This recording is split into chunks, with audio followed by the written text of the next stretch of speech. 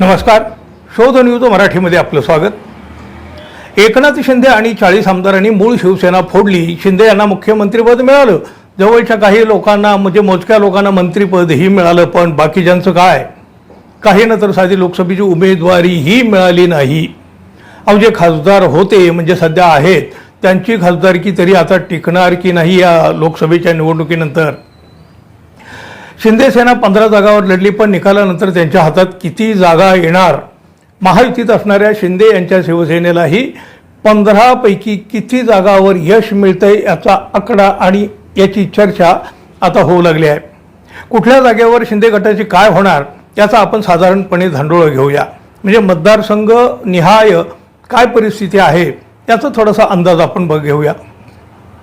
शिंदे सेनेतील उमेदवार आणि मुख्यमंत्री एकनाथ शिंदे यांचे चिरंजीव असलेले श्रीकांत शिंदे, डॉक्टर श्रीकांत शिंदे हे पुन्हा निवडणुकीच्या मैदानात उतरले.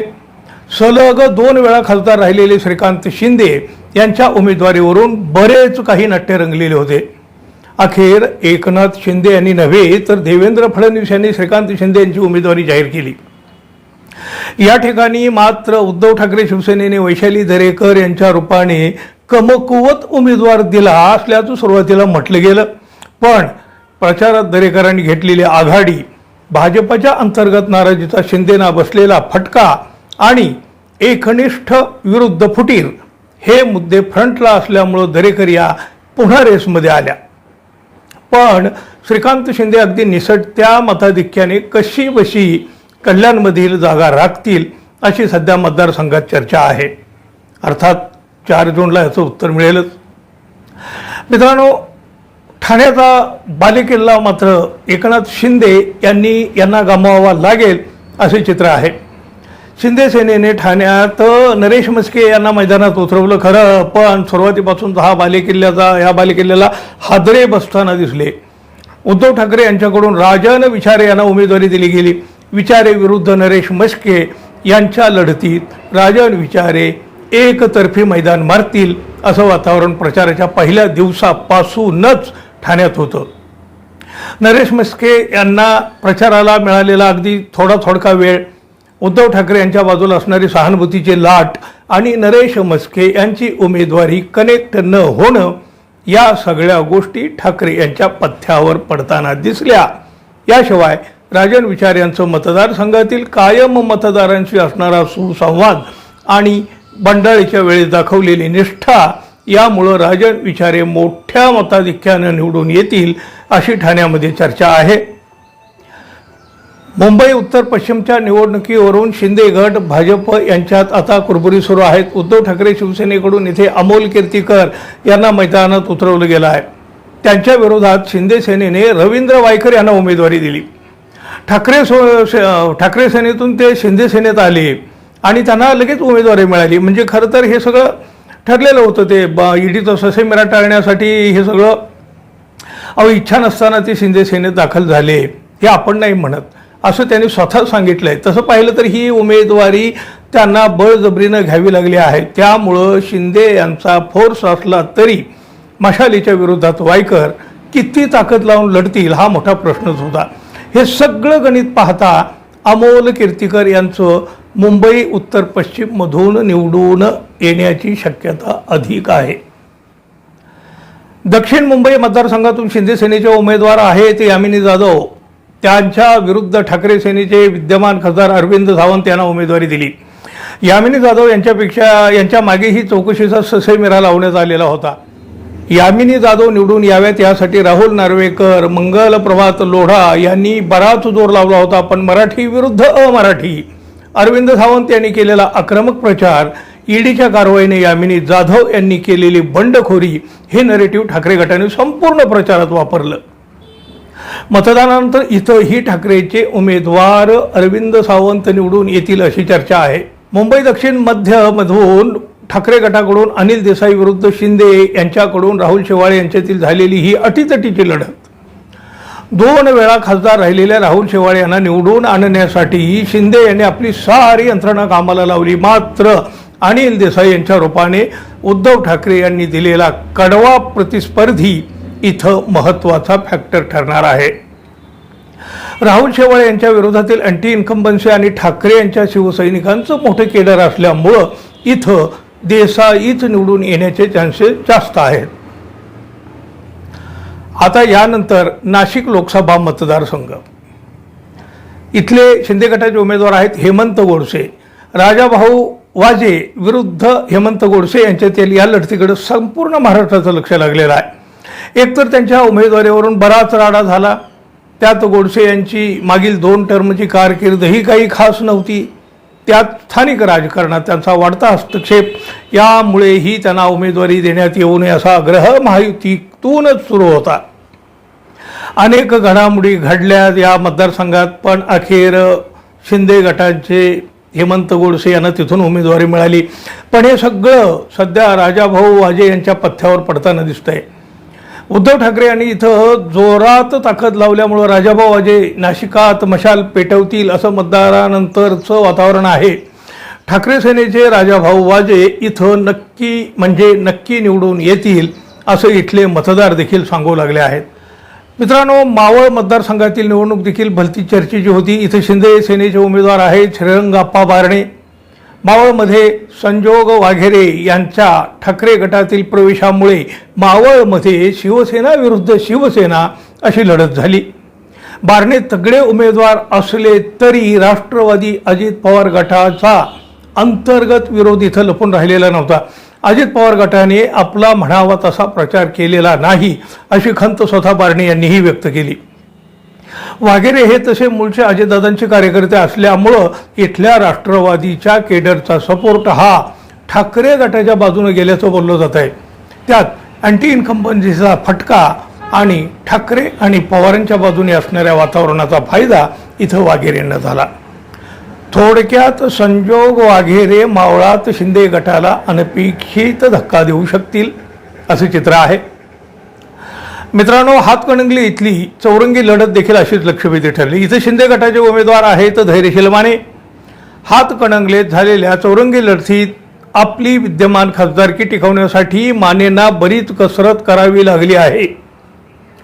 राजू शेट्टीमुळे तयार झालेलं कडवं आव्हान आणि सत्यजित पाटील यांचा मतदारसंघावरचा होल्ड यामुळं इथं काटेकी टक्कर होती. काटेकी टक्कर. माने यांच्या प्रचारासाठी दस्तूर खुद्द पंतप्रधानांनी इथं जाहीर सभा घेतली, पण भाजपच्या स्थानिक नेतृत्वाचा माने यांना असणारा विरोध आणि आपल्या पहिल्या टर्ममध्ये अनेक स्थानिक नेत्यांशी बिघडलेले संबंध याचा फटका माने यांना निकालात बसू शकतो. इथं सत्यजित पाटील आघाडी मिळवतील अशी मतदारसंघात चर्चा आहे. कोल्हापूरची निवडणूक सुरुवातीपासूनच उमेदवारीवरून रंगत राहिली. शिंदे गटाने इथं संजय मंडलिक यांना उमेदवारी दिली. कोल्हापुरात काँग्रेसकडून अर्थात महाविकास आघाडीकडून छत्रपती शाहू महाराज यांच्या नावावर शिक्कामोर्तब झाला. ही उमेदवारी जाहीर होताच शिंदे यांचे उमेदवार संजय मंडलिक बॅकफुटला गेले. कोल्हापूरच्या गादीबद्दल त्यांनी केलेली अनेक वादग्रस्त वक्तव्य या मंडलिक यांच्यावरच बोंबऱ्यांग होताना इथं पाहायला मिळाली. मंडलिक यांच्या बाजूनं हसन मुश्रीफ, धनंजय महाडिक यांनी जोर लावला असला तरी सतेज पाटील यांच्या प्रभावी नेटवर्कमुळं इथं मान आणि मत दोन्ही गादीलाच असं चित्र निवडणुकीनंतर दिसून येते. त्यामुळं इथला विजय महाविकास आघाडीचाच होऊ शकतो. छत्रपती शाहू महाराज दिल्लीला जाऊ शकतात असं इथलं चित्र आहे. छत्रपती संभाजीनगर इथली निवडणूक राज्याचे लक्ष वेधून घेत राहिली. शिंदे सेनेने इथं संदीपान भुमरे यांना उमेदवारी दिली. ठाकरे सेनेचे एकनिष्ठ नेते चंद्रकांत खैरे यांच्या समोर भुमरे यांनी लढत दिली. इम्तियाज जलील यांच्यामुळे छत्रपती संभाजीनगरची लढत ही तिरंगी आणि अटीतटीची झालेली आहे. चंद्रकांत खैरे यांना महाविकास आघाडीची मिळालेली भक्कम साथ, प्रचारासाठी पिंजून काढलेला मतदारसंघ आणि शिवसेनेचे लोकप्रतिनिधी फुटले असले तरी कार्यकर्त्यांची निष्ठा यामुळे इथं चंद्रकांत खैरे निकालात आघाडीवरच असतील असा स्पष्ट अंदाज आहे. आता मित्रांनो, शिर्डी मतदारसंघात काय होणार? इथं शिंदे गटाचे उमेदवार आहेत सदाशिव लोखंडे. अनुसूचित जातीसाठी राखीव असणाऱ्या शिर्डी लोकसभा मतदारसंघात शिंदेकडून सदाशिव लोखंडे विरुद्ध उद्धव ठाकरे यांच्याकडून भाऊसाहेब वागचौरे अशी इंटरेस्टिंग लढत झाली. भाजपची बी टीम म्हणून टीका झालेल्या वंचितकडून उत्कर्षा रुपवते यांना इथं मैदानात उतरवल्यामुळं शिर्डीची लढत तिरंगी झाली. वंचितच्या उमेदवारीमुळं वाकचौऱ्यांना मोठा फटका बसण्याची शक्यता आहेच. मतविभाजनाचा मोठा फटका आणि सदाशिवराव लोखंडे हे आपल्या विकास कामांच्या जोरावर निकालात लीडलाच राहतील असं सध्या शिर्डीतलं वातावरण आहे. हिंगोली मतदारसंघाचं थोडंसं वेगळं आहे. हिंगोली मतदारसंघात मशाल पेटणार म्हणजे पेटणार असं चित्र आहे. शिंदे गटाचे उमेदवार आहेत बाबूराव कदम कोहळीकर. खरं तर हिंगोलीसाठी ठाकरे यांच्या नागेश पाटील आष्टीकर यांच्या विरोधात हेमंत पाटील यांना उमेदवारी जाहीर करण्यात आली होती. मात्र ऐनवेळी उमेदवारी मागे घेत कोहळीकरांना इथं उमेदवारी देण्यात आली. कागदावर इथं महायुतीची ताकद जास्त दिसत असली तरीही शेती, शेतकऱ्यांचे प्रश्न, मराठा आरक्षण आणि महागाई हे फॅक्टर इथं उद्धव ठाकरे यांना चांगली साथ देऊ शकतात. आष्टीकरांनी प्रचारात लावलेली ताकद आणि प्रत्यक्ष मतदानाच्या दिवशीचं वातावरण पाहता हिंगोलीत मशाल फिक्स असंच बोललं जात आहे. आता रामटेक मतदारसंघात काय घडलं पहा. शिंदे शिवसेनेचे उमेदवार आहेत इथं राजू पारवे. या रामटेक मतदारसंघासाठी शिंदेने काँग्रेसचे आमदार राजू पारवे यांची आयातवारी करून म्हणजे त्यांना दुसऱ्या पक्षातून आयात करून घेऊन इथं काँग्रेसच्या बर्वे यांना फाईट दिली. रश्मी बर्वे यांच्या उमेदवारीवर इथं बराच झालेला राडा अर्थात तुम्ही सगळ्यांनी पाहिलेला असणारच. रामटेक हा काँग्रेसचा मजबूत बालेकिल्ला असल्यानं आणि त्यातही अल्पसंख्याकाचा वोट शेअर मोठा असल्यामुळं इथं काँग्रेसचं पारडं जड होतं. त्यात एकनाथ शिंदे यांनी काँग्रेसमधून आयात करून राजू पारवे यांना उमेदवारी देण्याचा निर्णय, हा जो निर्णय त्यांनी घेतला तो स्थानिक मतदारांना फारसा रुचलेला नाही. त्यामुळं इथं काँग्रेसचा पंजा चालणार अशी चर्चा आहे.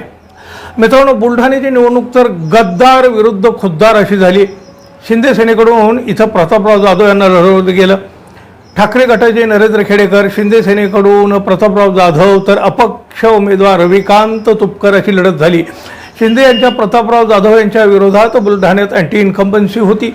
त्यात ठाकरे गटाकडून गद्दार विरुद्ध खुद्दार अशी प्रचाराची लाईन पुढे केल्यामुळं याचा मोठा फटका जाधवांना बसला असल्याचं बोललं जात आहे.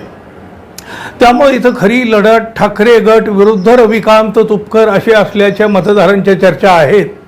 मग मत विभाजनाचा प्रॉपर गेम जुळून आला तर इथं अपक्ष उमेदवार रविकांत तुपकर देखील आघाडी घेऊ शकतात.